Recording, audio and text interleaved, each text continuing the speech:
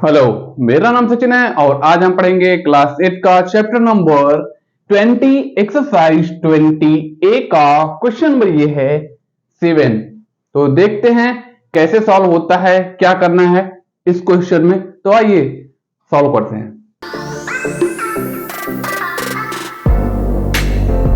तो आ जाओ दोस्तों, पढ़ते हैं क्वेश्चन को, फिर करते हैं इसका इलाज, मतलब सॉल्व करते हैं। ठीक है, तो बोला गया क्वेश्चन में the area of an equilateral triangle is 144√3 centimetre square, find its perimeter. और यहां हिंट में दिया गया है the area of an equilateral triangle √3/4 into side square and its perimeter 3 into side। ठीक है, तो क्वेश्चन को फिर से पढ़ते हैं। बोला गया है the area of an equilateral triangle is 144√3। ठीक है, ये जो है ट्रायंगल का इक्विलेटरल ट्रायंगल है, इसका क्या है, एरिया है। एक ट्रायंगल बना लेते हैं। ठीक है,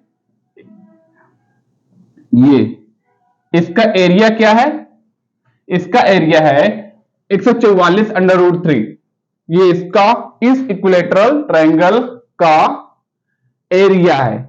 अब सबसे समझने वाली बात यह है कि इक्विलेटरल ट्रायंगल क्या होता है।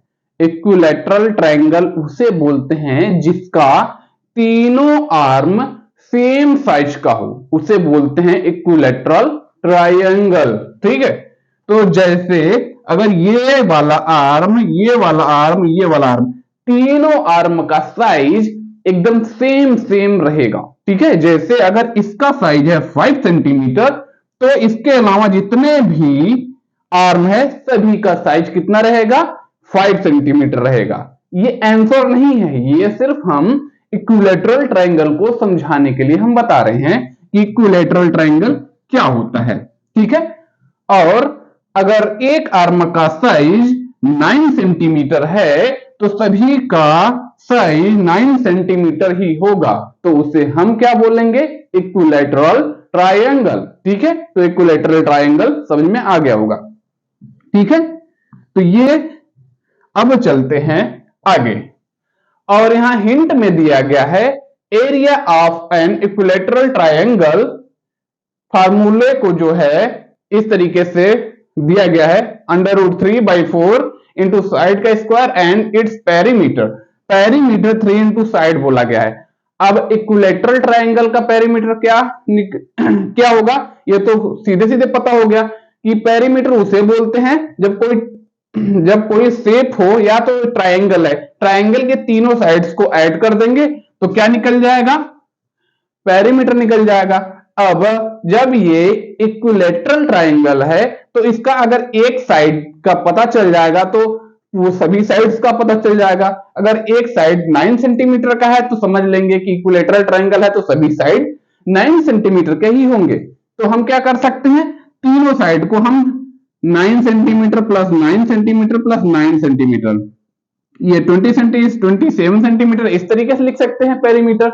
या तो ये वाला फार्मूला, मतलब 3 इंटू 9, इस तरीके से भी 27 आ जाएगा पेरीमीटर। हम चाहे जैसे भी निकालें, तीनों आर्म को ऐड करके उसका पेरीमीटर निकालें, या तो तीनों आर्म जब एक ही साइज का है तो 3 आर्म है तो 1 2 3 आर्म है तो 3 इंटू एक आर्म 9 सेंटीमीटर का है तो 9 इंटू 3 27, ऐसे भी आ सकता है।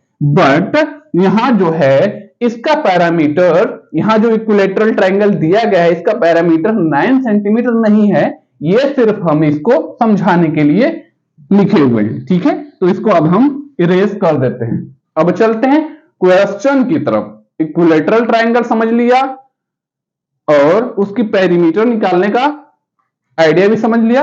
अब चलते हैं, इस जो हिंट दिया हुआ है area of an equilateral triangle कैसे सॉल्व होगा, आगे चलते हैं सॉल्व करते हैं। ठीक है, तो एरिया ऑफ पैरामीटर, जैसे आप एरिया ट्रायंगल कैसे होता है ना, एरिया इक्वल टू होता है 1/2 बेस इंटू हाइट होता है।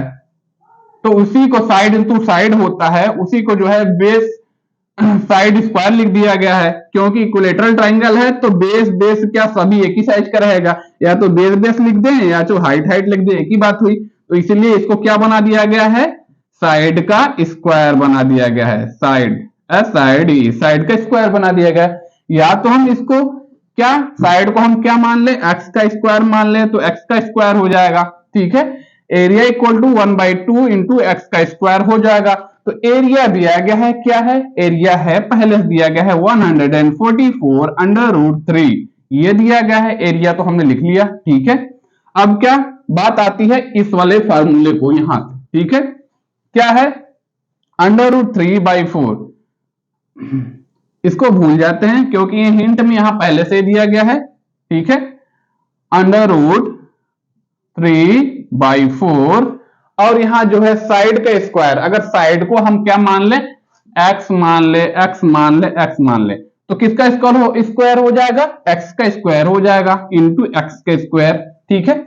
अब करते हैं, यहां लिख देते हैं पूरा, area of equilateral triangle short में ट्राइंगल बना देते हैं, ठीक है, ये हो गया। अब करते हैं इसको आगे सॉल्व। हमें x की वैल्यू निकालनी है, क्यों, क्योंकि आर्म का साइज निकालना है। क्यों निकालना है, क्योंकि हमें इसका फाइंड इट्स पेरीमीटर, इसका हमें पेरीमीटर निकालना है। आर्म का साइज पता चल जाएगा तो हम पेरीमीटर आसानी से फाइंड कर लेंगे। तो करते हैं इसको आगे सॉल्व। x को ले जाते हैं यहां, x square equal to 144 under root 3, हो गया ना। अब इसके 144 अंडर रूट 3 के इक्वल में कौन सा है, अंडर रूट 3 है। तो ये इक्वल में है, जब इसके साथ जाएगा तो मल्टीप्लाई हो जाएगा, तो ये हो जाएगा 4/√3। इसको हम 144 अंडर रूट 3/1 भी बोल सकते हैं। 2 को अगर 2/1 लिखेंगे इसका मतलब 2 ही होगा, 3 को 3/1 लिखेंगे उसका मतलब 3 ही होगा। तो इसको हम 144 अंडर रूट 3 को बाई 1 में लिख दिए हैं, ठीक है। तो इससे ये इस पे इसकी वैल्यू में कोई फर्क नहीं पड़ने वाला, ठीक है। अब चलते हैं, तो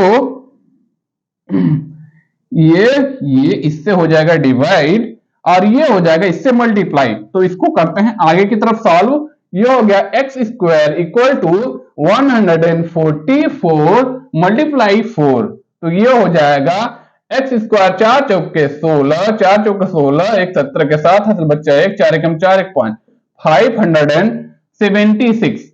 तो यहां है एक्स स्क्वायर इक्वल टू 576 है।